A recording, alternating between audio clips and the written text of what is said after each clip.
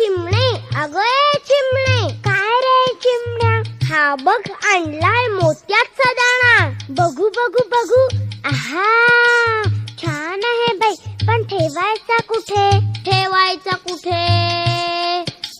त्यात काय मोठे, बांधूया घरटे. हा, झाडाच्या फांदीवर बांधूया छोटे घर. चला चला लवकर काम करू बरोबर. मी आणते, मी आणते, मी आणते कापूस. मी आणतो काड्या. मी आणते गवत. मी आणतो दोरा.